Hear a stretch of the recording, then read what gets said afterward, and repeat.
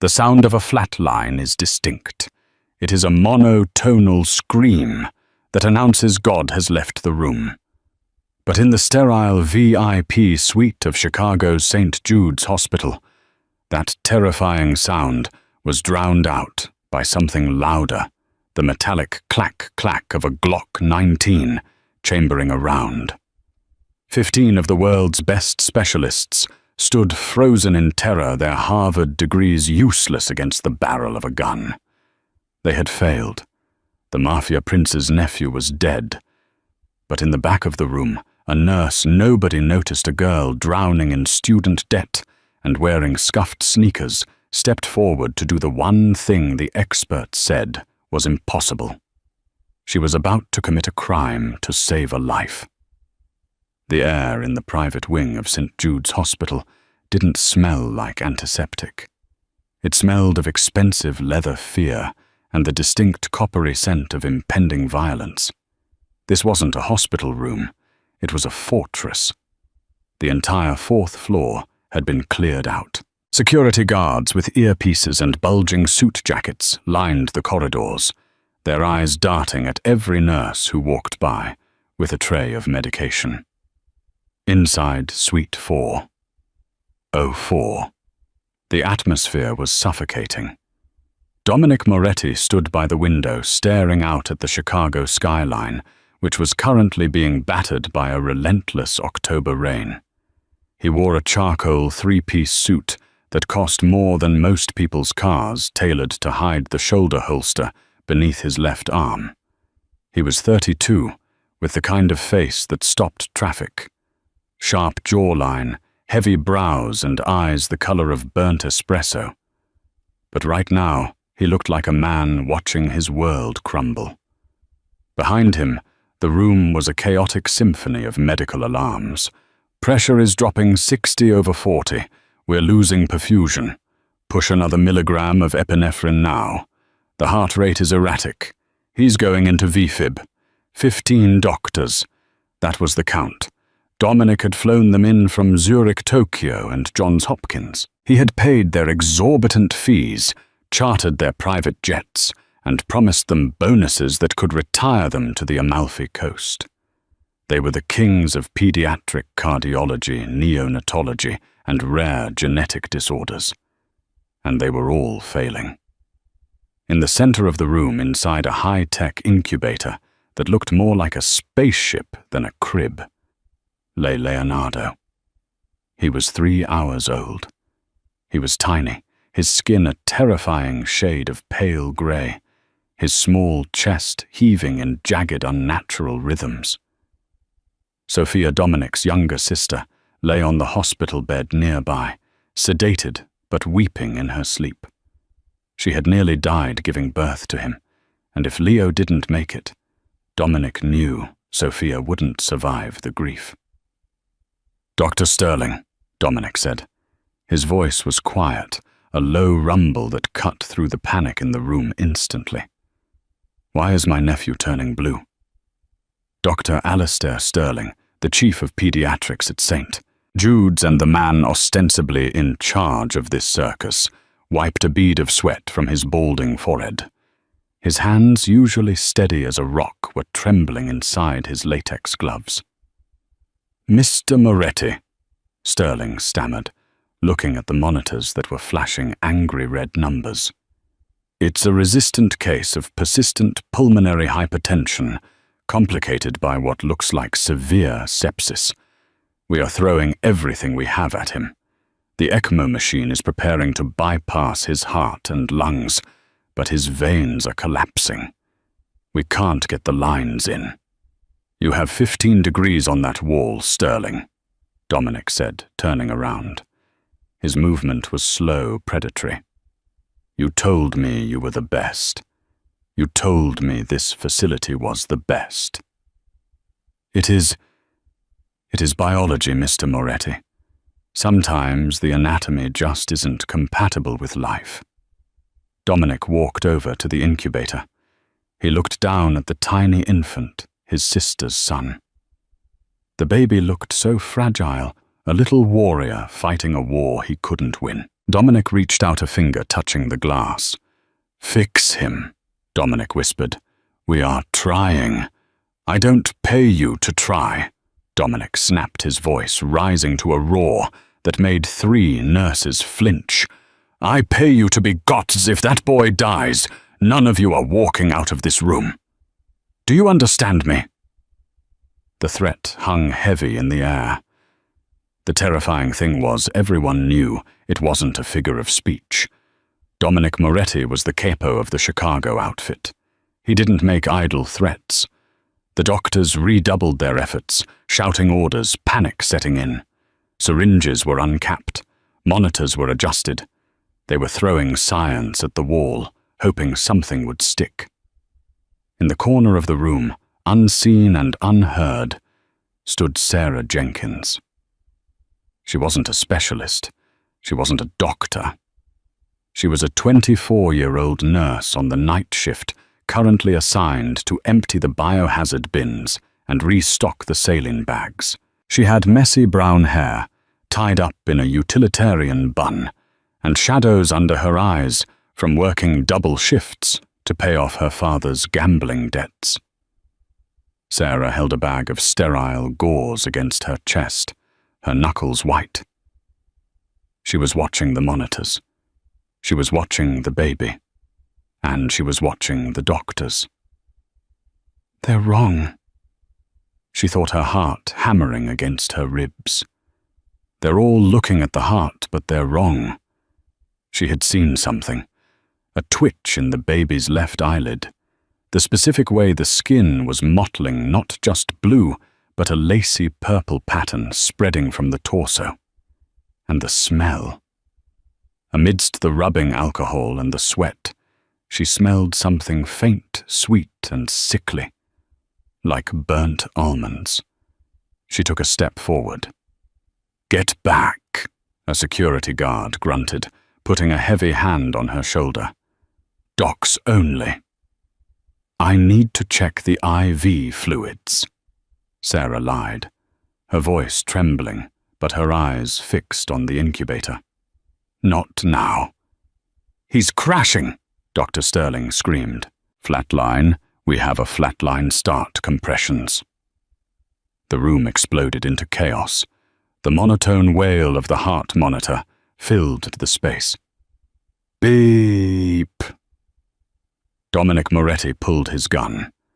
Sarah felt the temperature in the room drop to absolute 0. Dominic Moretti didn't point the gun at the baby. He pointed it at Dr. Sterling's temple. "Bring him back."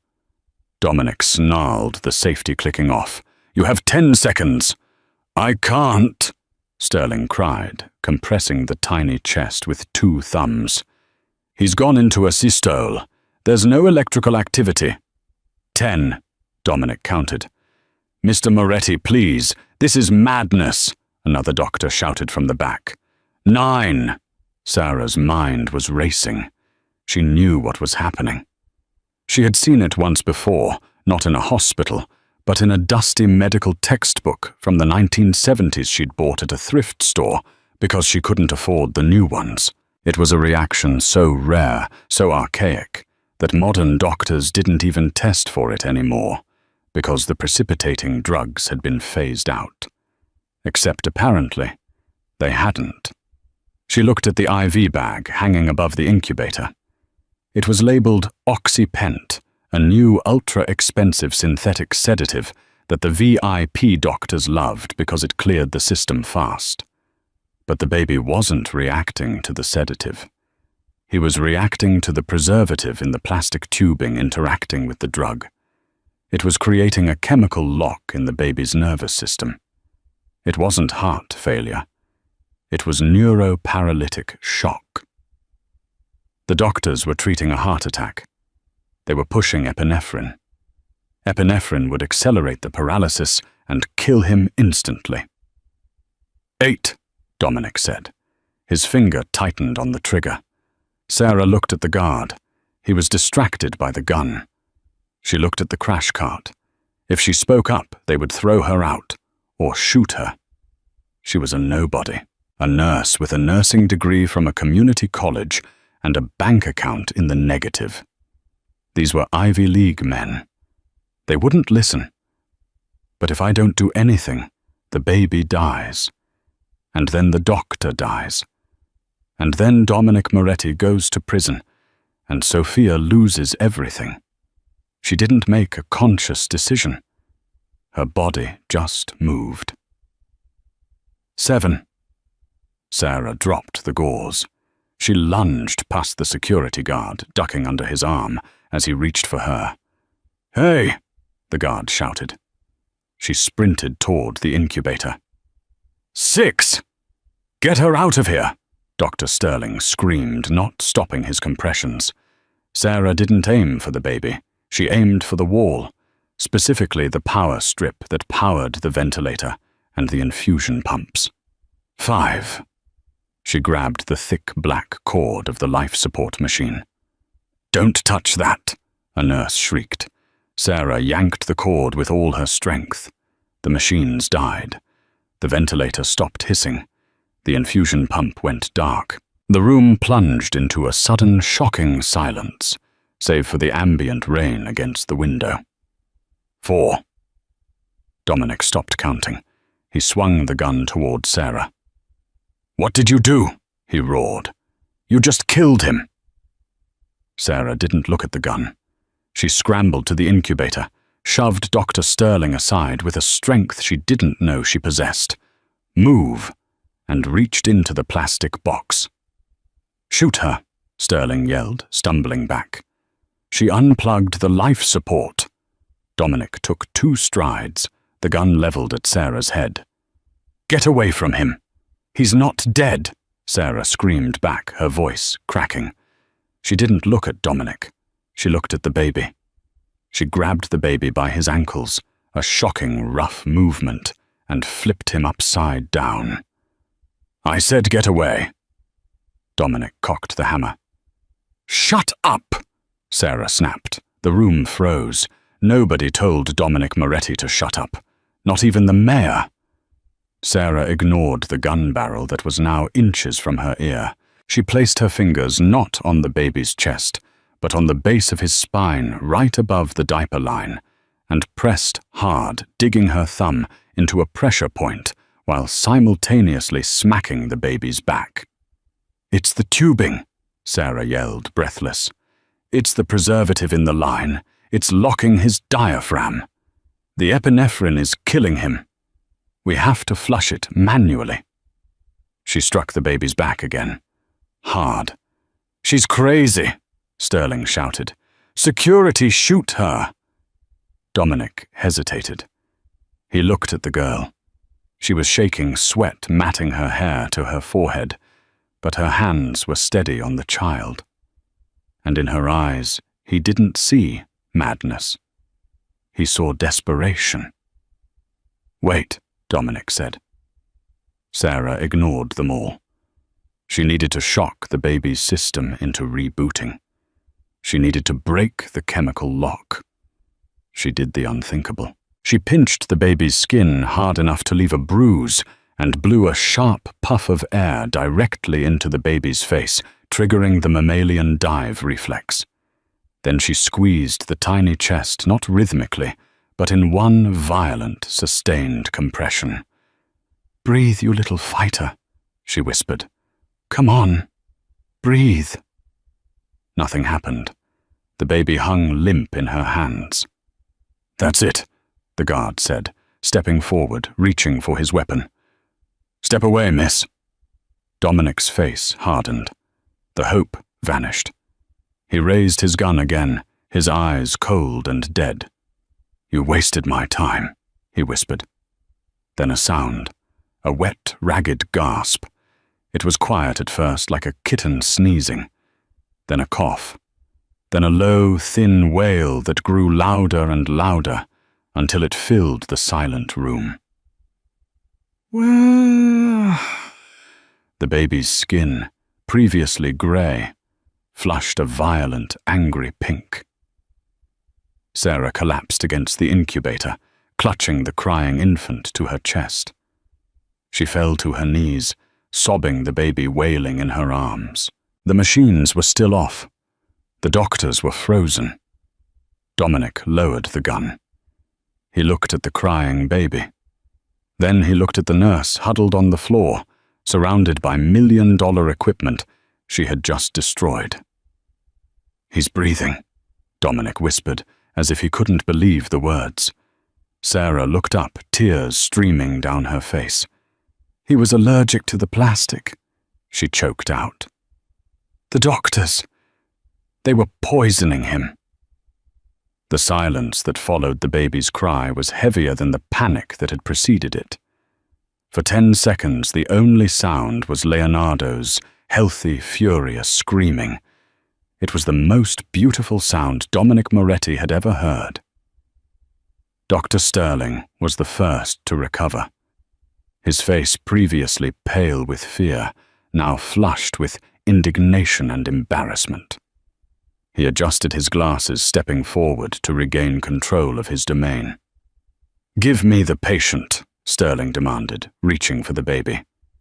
"You have compromised the sterile field.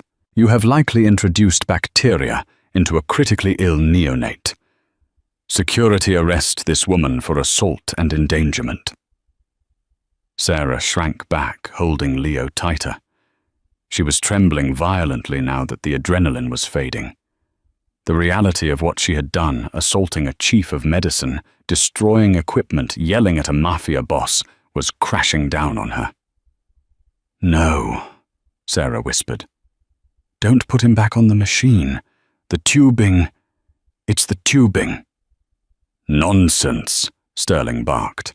"That is medical-grade PVC. It is the standard for billionaires and kings. You are a delusional nurse who got lucky with a manual stimulation. Hand him over."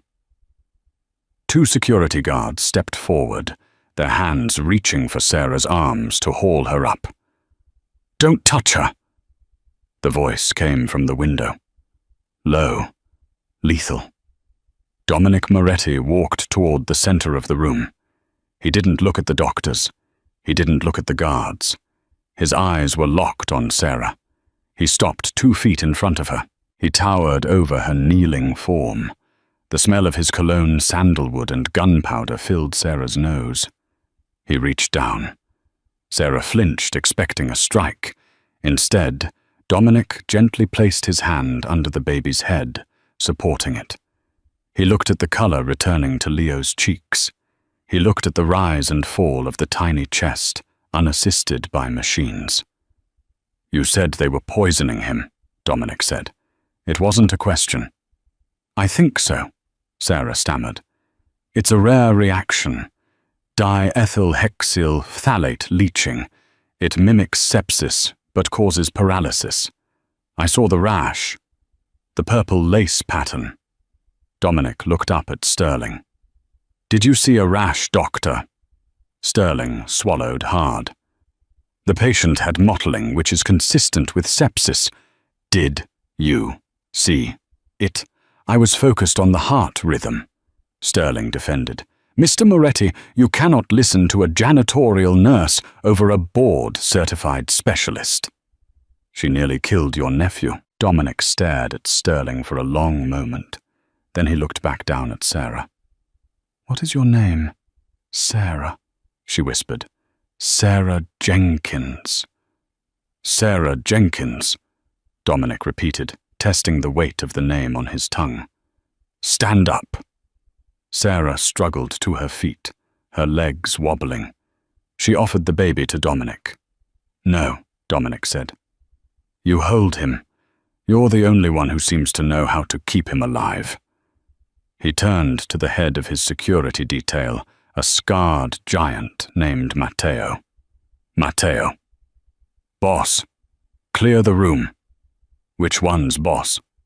"All of them," Dominic said, sweeping his hand toward the 15 specialists. "Get them out of my sight. If they are still in this hospital in 10 minutes, throw them off the roof." "Mr. Moretti," Sterling gasped. "You can't be serious. The baby needs monitoring. He needed a doctor."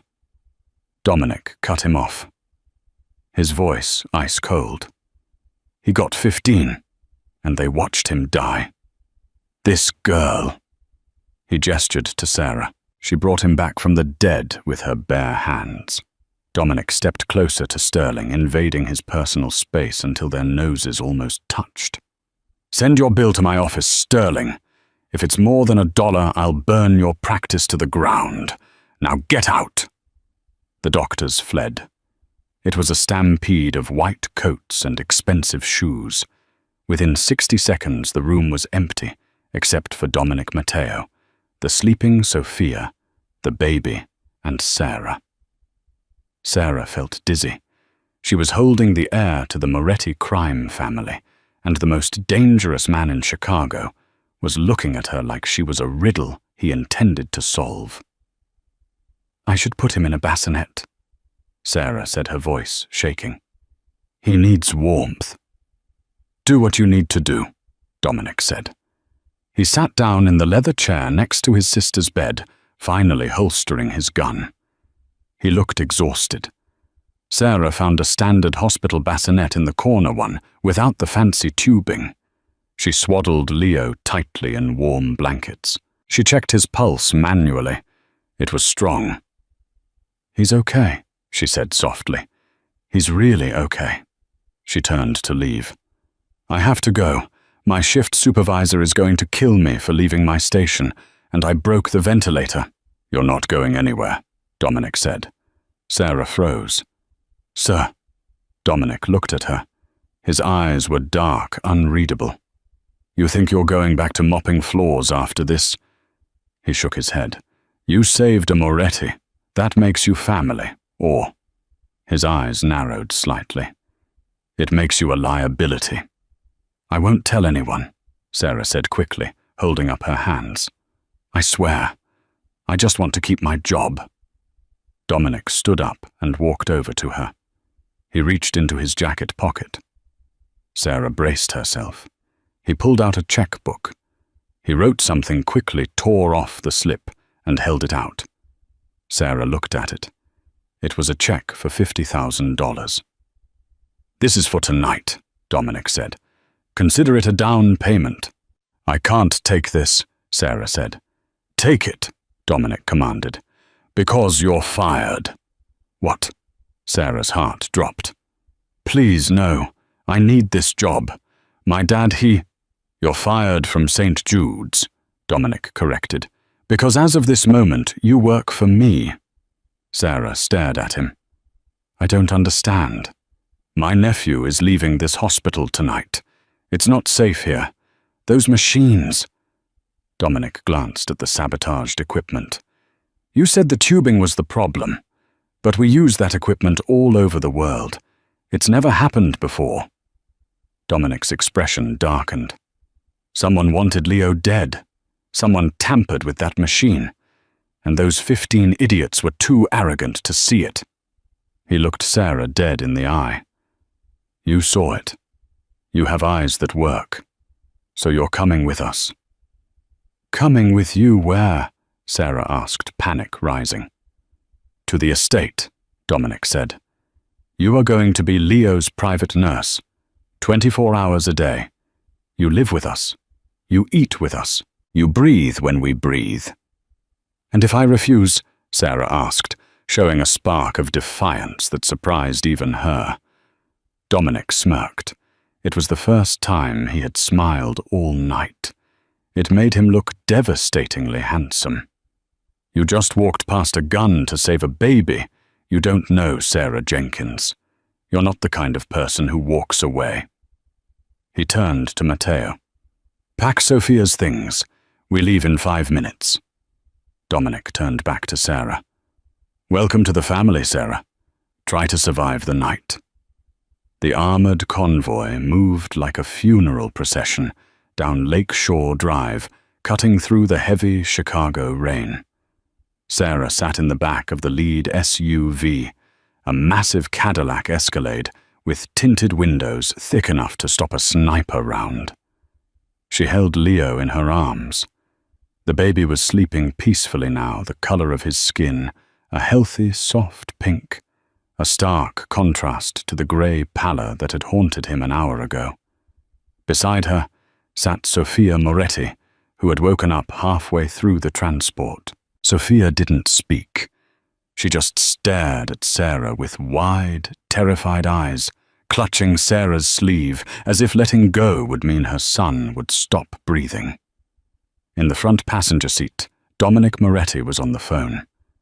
He hadn't raised his voice, but the tension radiating off him was enough to crack the bulletproof glass. "I don't care that he's the mayor," Dominic said into the phone, his voice a low, gravelly hum. "You tell him St. Jude's is a crime scene. No one goes in or out of the neonatal wing until my team sweeps it. If the police chief has a problem with that, remind him who paid for his daughter's tuition." He hung up and glanced in the rearview mirror. His eyes met Sarah's. "How is he?" "Stable," Sarah said, her voice sounding small in the cavernous car. "Pulse is 110, respiration clear. He's sleeping like nothing happened." "Good." Dominic turned back to the road. 20 minutes later, they turned off the main road toward the north shore. The iron gates of the Moretti estate swung open, revealing a sprawling limestone mansion that looked more like a European castle than a home. Floodlights cut through the storm, illuminating armed guards patrolling the perimeter with Rottweilers. As the car stopped, the door was wrenched open by Matteo. "Welcome home, boss. The perimeter is secure." Dominic stepped out, buttoning his jacket. He turned and offered a hand to Sarah. She hesitated, looking at his large, calloused hand, a hand that had held a gun to her head less than 2 hours ago. "I don't bite, Sarah," Dominic said dryly, "unless I have to." She took his hand. It was warm and firm. He helped her down his grip, lingering for a second too long as he ensured she had her footing on the wet pavement. Inside the house was a museum of wealth.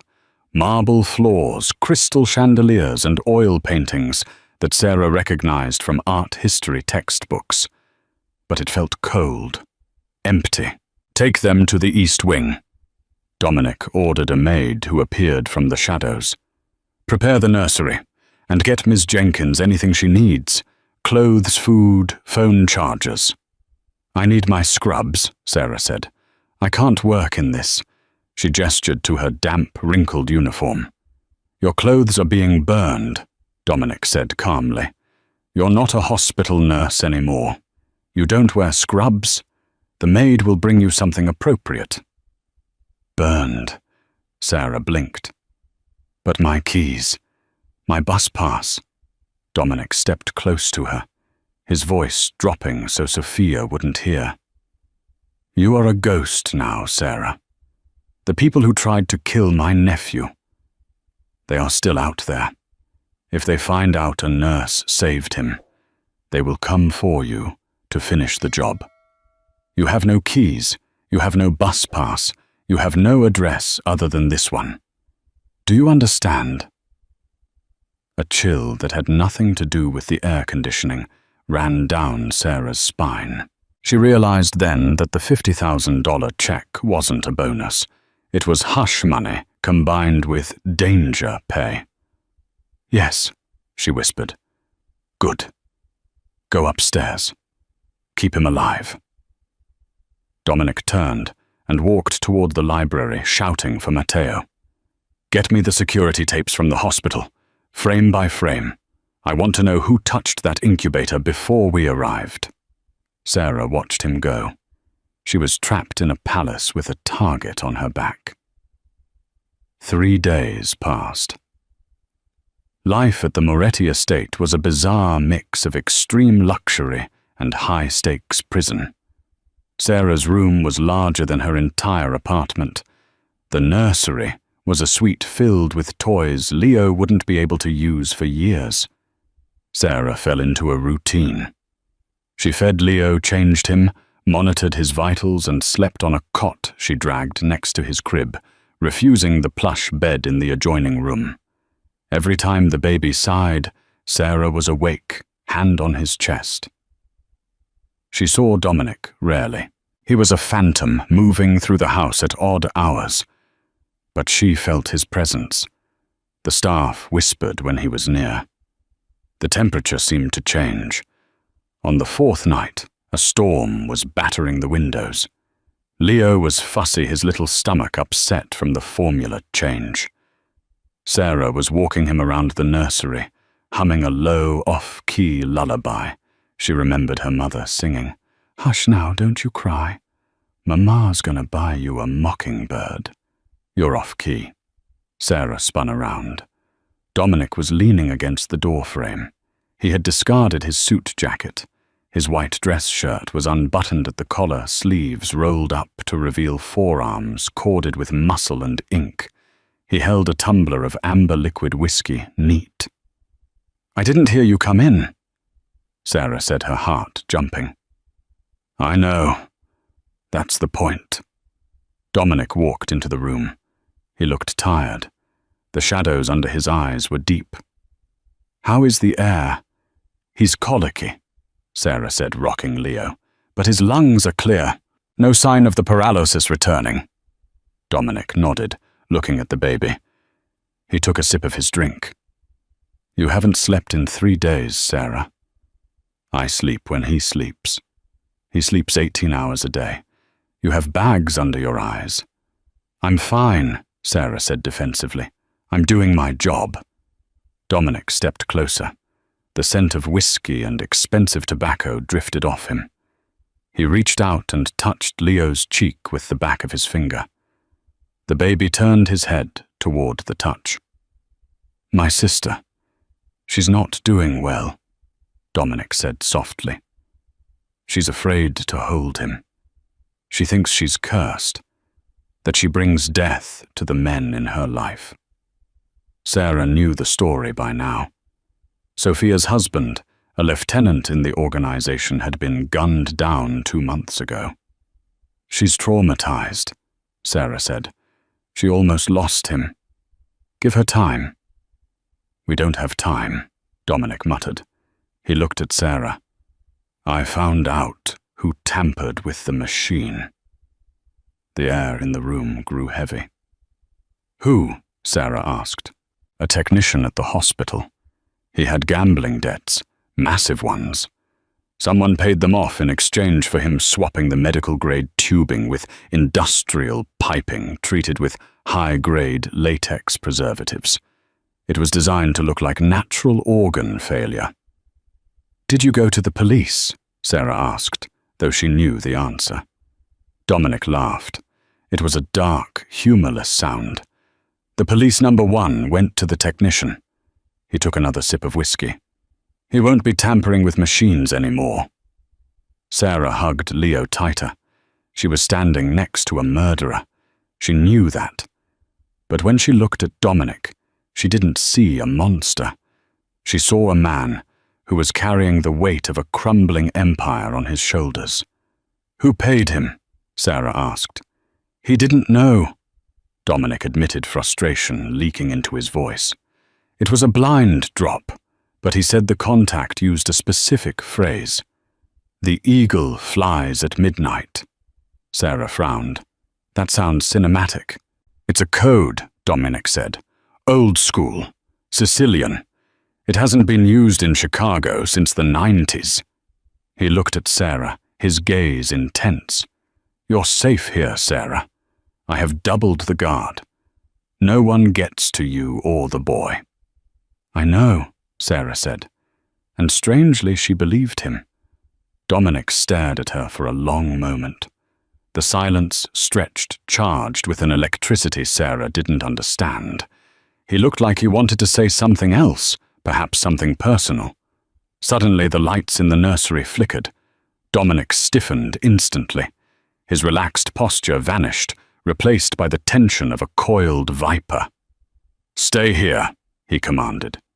He set his whiskey glass down on the changing table and pulled a gun from the waistband of his trousers in one fluid motion. "Dominic." The generator should have kicked in instantly. Dominic whispered. "Stay away from the windows." He moved to the door, opening it a crack. From the hallway downstairs, there was no sound. No footsteps, no chatter from the guards. Just a heavy, suffocating silence. Then the distinct, suppressed thwip of a silenced pistol. Dominic slammed the door and locked it. He turned to Sarah, his face a mask of cold fury. "Put the baby in the closet," he ordered. "Now!" Sarah didn't argue. She rushed to the walk-in closet, placing Leo in a laundry basket on the floor and covering him with blankets. "Shh," she whispered. "Be quiet, little lion." She ran back out to the room. Dominic was dragging a heavy oak dresser in front of the door. "They're inside," Dominic said. "My guards are either dead or bought." "Who?" Sarah asked, grabbing a heavy brass lamp as a weapon. "The gallows, or the Romanos. It doesn't matter." Dominic checked the clip of his gun. "There are too many of them. I can hear the movement on the stairs." He looked at Sarah. "Can you shoot? I've played video games." "Jesus," Dominic muttered. He handed her a spare magazine. "If they get in, you hide. You don't come out until you hear my voice. If someone else opens that closet, you scratch their eyes out. You scream. You fight." "I won't let them touch him," Sarah said, her voice trembling but fierce. Boom. The bedroom door shook. Someone had kicked it. "Moretti!" A voice yelled from the hallway. It wasn't an Italian accent. It was rough American. "Mercenaries. Open up. We just want the kid. Give us the air and you can walk away." Dominic looked at the door with contempt. "Come and get him," he roared. He fired 3 shots through the wood of the door. A scream of pain echoed from the other side. Then gunfire erupted. Bullets shredded the wood, sending splinters flying across the nursery.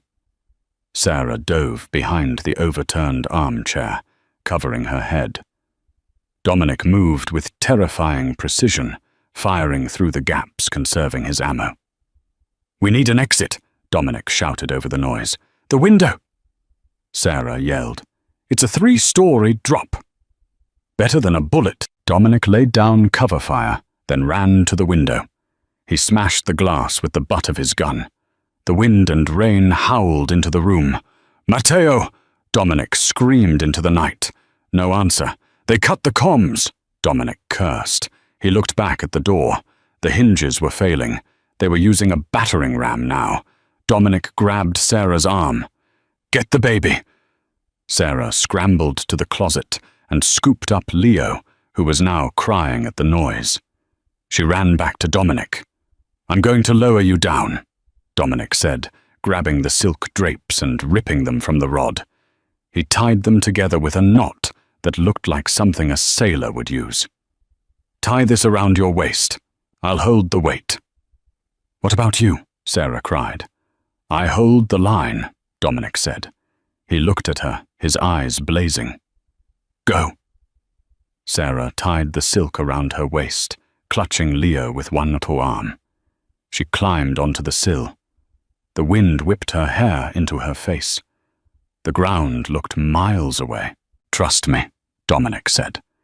She looked at him. "I do." She dropped. Dominic braced his legs against the wall, the veins in his neck bulging as he took her full weight. He lowered her hand over the hand, ignoring the bullets that were now pinging off the walls around him. Sarah hit the wet grass. She untied the knot frantically. "I'm down!" she screamed up at the window. Dominic didn't follow. He turned back to the door just as it burst open. 3 men in tactical gear stormed in.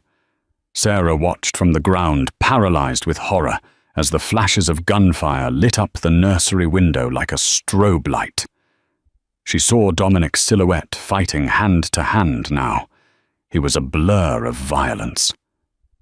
Then a massive explosion rocked the room. A grenade. Flames licked out of the window. "Dominic!" Sarah screamed. "Run!" A voice bellowed from the burning room. It was Dominic. He was alive. "Run, Sarah." Sarah didn't want to leave him. Every instinct screamed at her to stay, but she felt Leo moving against her chest. Save the air.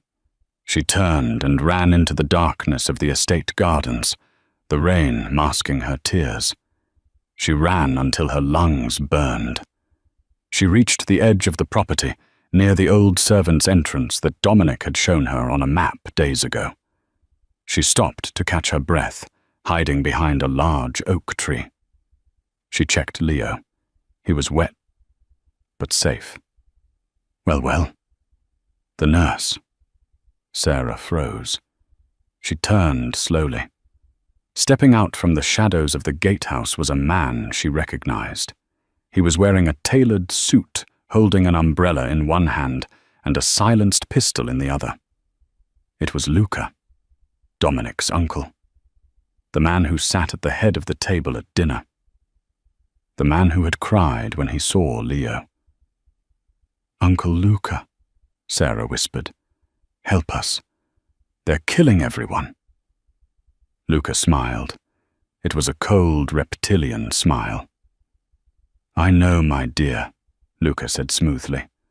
"I paid them." Sarah's blood ran cold.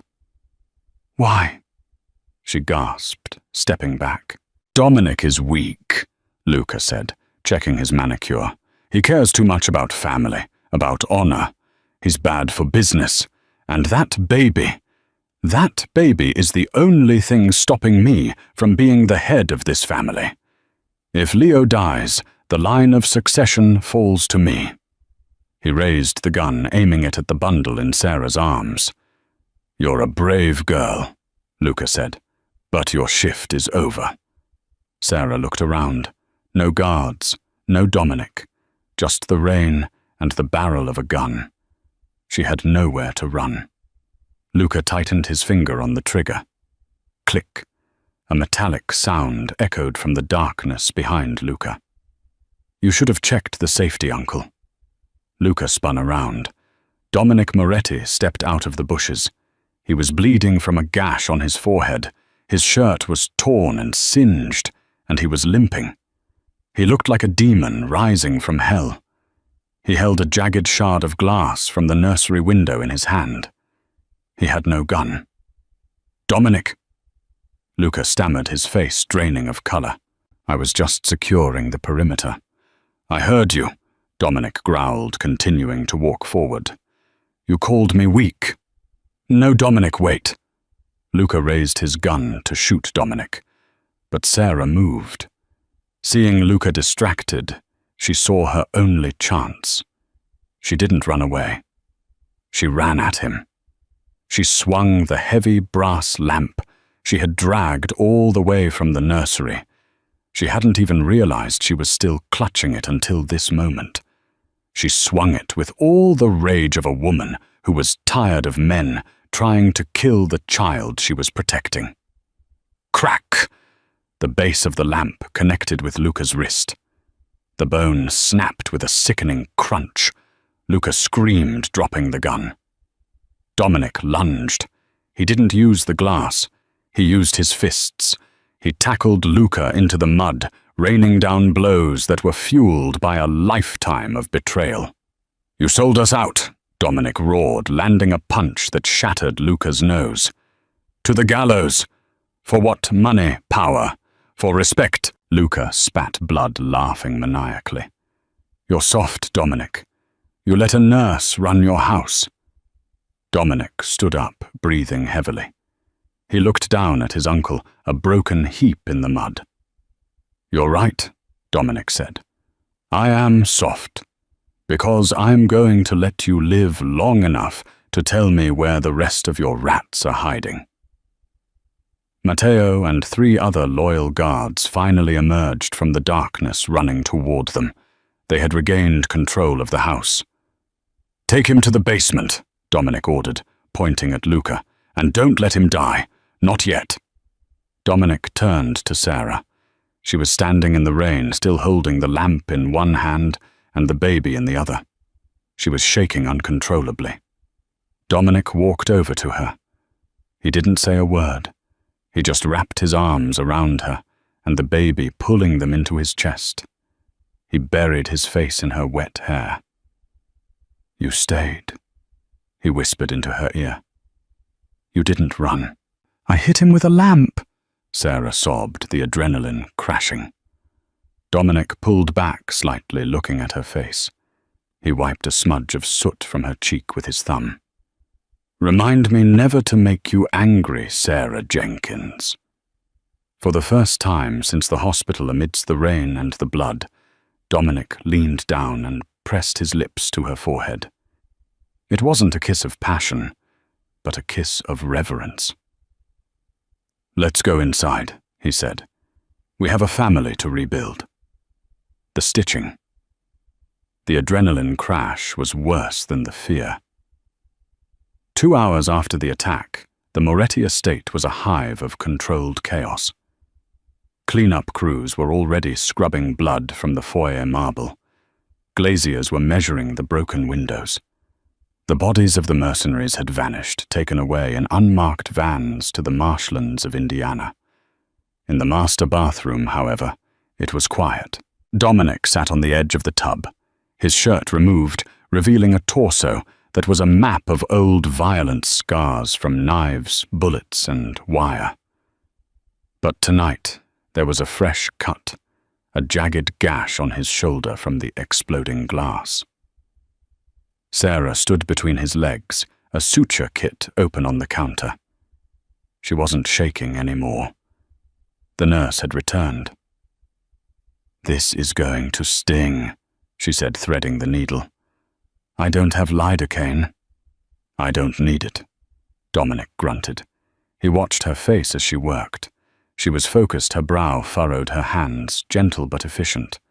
She had washed the soot from her face, but a bruise was blooming on her arm, where she had hit the ground.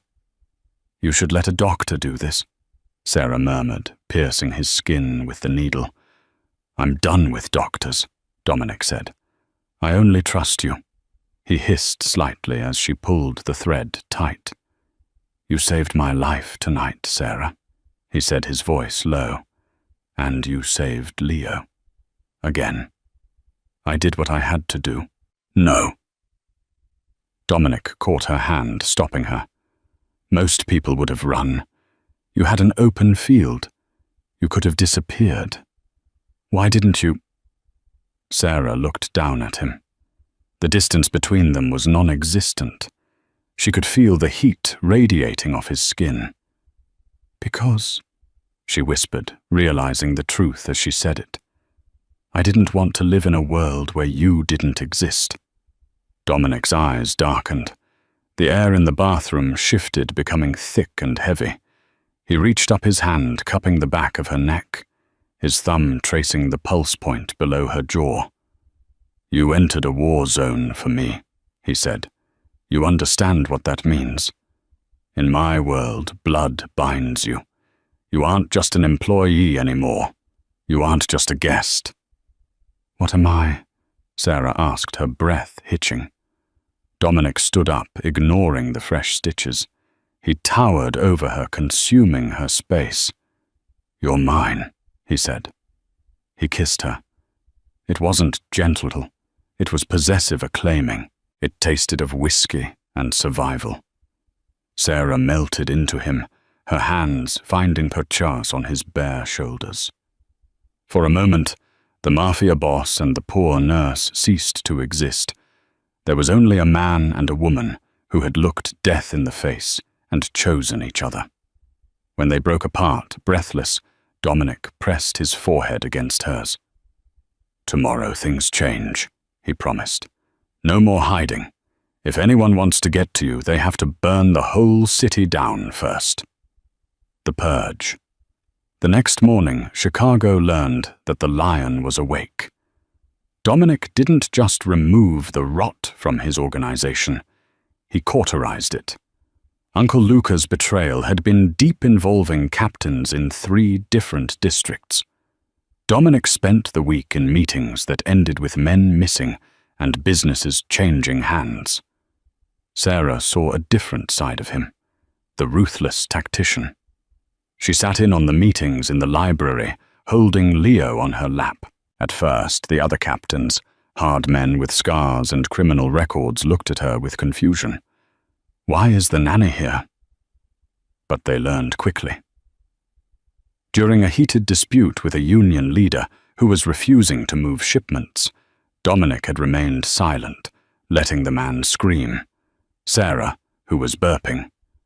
Leo simply looked up and said, "He's lying about the tonnage. I checked the manifests on the desk. The numbers don't match the shipping weight." The room went silent. Dominic smiled. The union leader turned pale. "She reads the manifests," the man stammered. "She reads everything," Dominic said, leaning back in his chair. "And she's right. You're skimming off the top." That afternoon, the union leader was replaced. Sarah wasn't just the caregiver anymore. She became the gatekeeper. She organized Dominic's chaotic schedule. She managed the household staff with a firmness that surprised everyone. She even cross-referenced the medical supplies for the organization's underground clinics, saving them thousands of dollars and improving survival rates for wounded soldiers. She was intelligent, sharp, and because she came from poverty, she understood the value of $1 in a way these men born into crime royalty did not. But the real test came 2 weeks later. The gala, the debut. The Chicago Winter Charity Ball was the biggest social event of the season. It was neutral ground where politicians, judges, and the heads of the crime families mingled under the guise of philanthropy. "I can't go," Sarah said, staring at the dress hanging in her room. It was a custom-made gown of midnight blue velvet, designed to hug every curve. "Dominic, I'm a nurse. I don't know how to talk to senators." Dominic walked into the room, adjusting his cufflinks. He looked devastating in a tuxedo. "You don't need to talk to them," Dominic said. "You just need to stand next to me. Tonight, we show the city that the Moretti family is unbreakable, and we show them who the new lady of the house is." "I'm not," Sarah trailed off. "Put on the dress, Sarah." When they arrived at the Drake Hotel, the paparazzi flashbulbs were blinding. Dominic stepped out of the limousine first, buttoning his jacket. He turned and offered his hand. Sarah took a deep breath. She thought of the 15 doctors who had sneered at her. She thought of the debt collectors who used to pound on her father's door.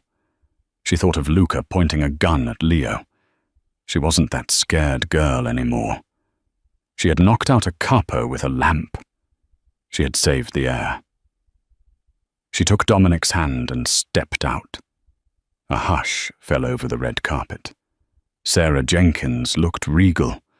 The blue velvet made her skin glow, and around her neck hung a necklace of diamonds and sapphires, a family heirloom Dominic had given her in the car.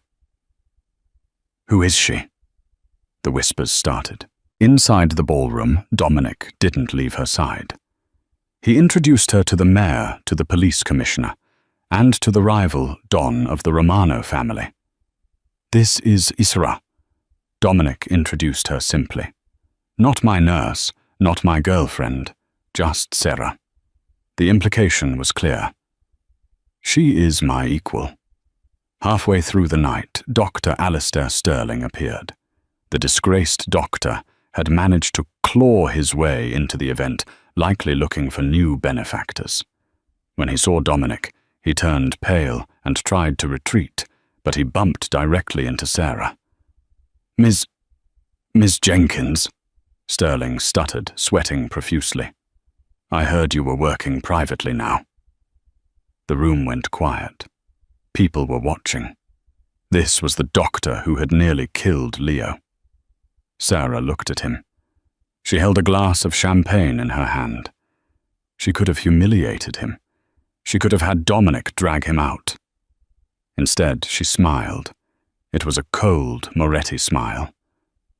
"It's good to see you, Doctor." "Sterling," she said, her voice carrying clearly. "I hope you've updated your knowledge on polymer toxicity. It would be a shame for another accident to happen." She turned to the Chief of Medicine of Chicago General, who was standing nearby. "Dr. Sterling was just telling me he's looking for a sabbatical to study basics. Perhaps you can recommend a remedial program." Sterling turned red.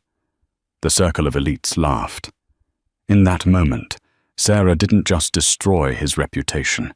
She did it with a surgical precision that terrified him more than a gun. Dominic watched her from a few feet away, a glass of scotch in his hand, pride swelling in his chest. "She's a killer," Matteo whispered to Dominic.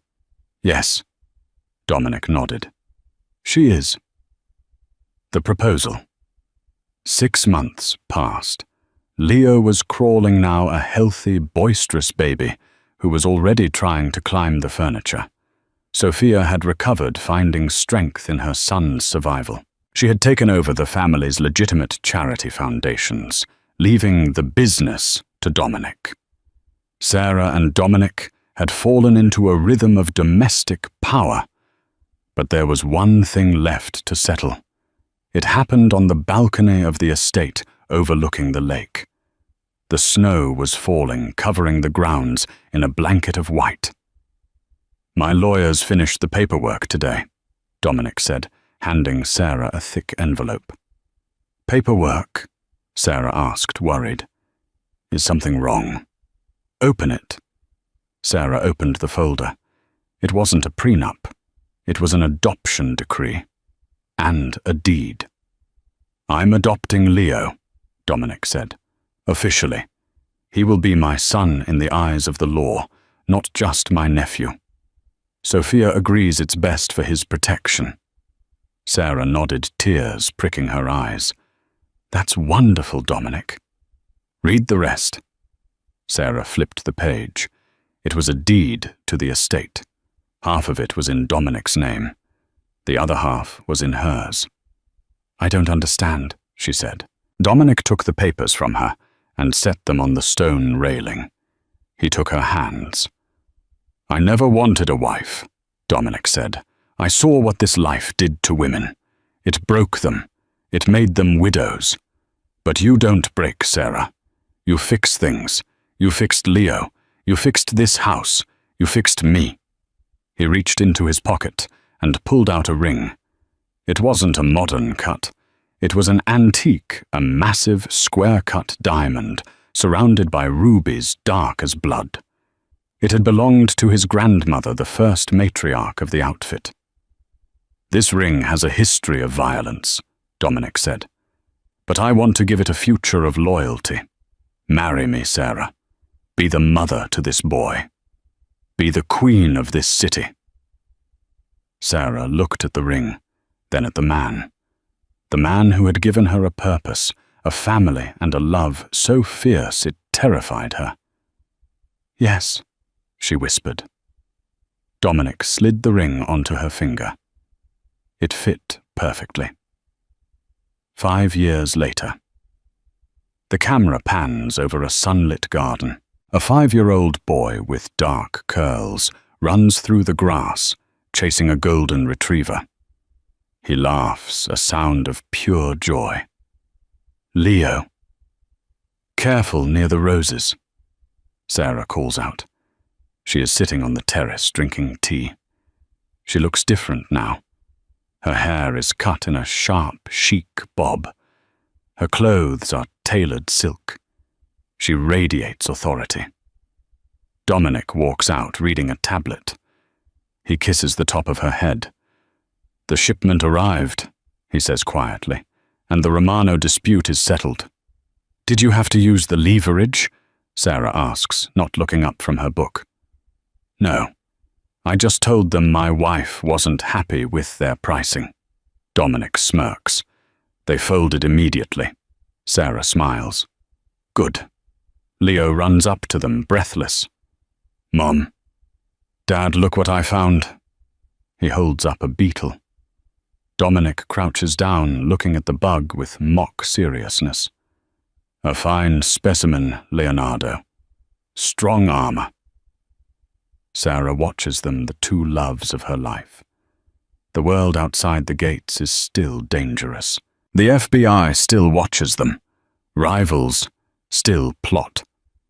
But inside these walls they are untouchable.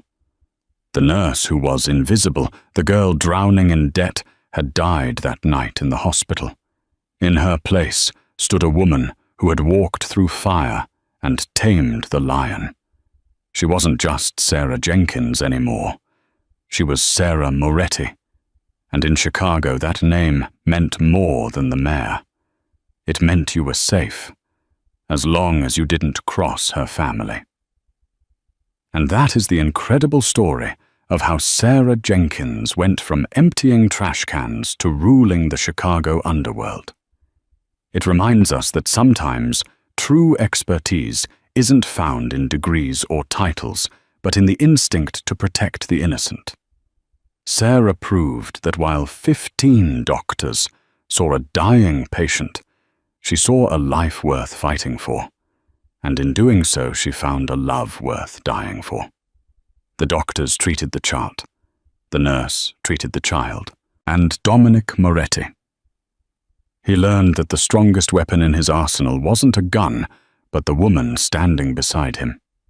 Wow, what a roller coaster. If your heart was racing during the hospital scene, or if you cheered when Sarah hit Uncle Luca with that lamp hit that like button. Right now, it really helps the channel. What do you think? Did Dominic forgive the doctors too easily, or was his justice perfect? Let me know in the comments below. I read every single one.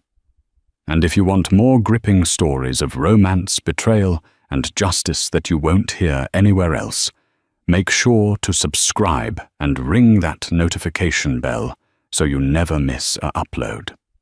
Thanks for watching, and I'll see you in the next story.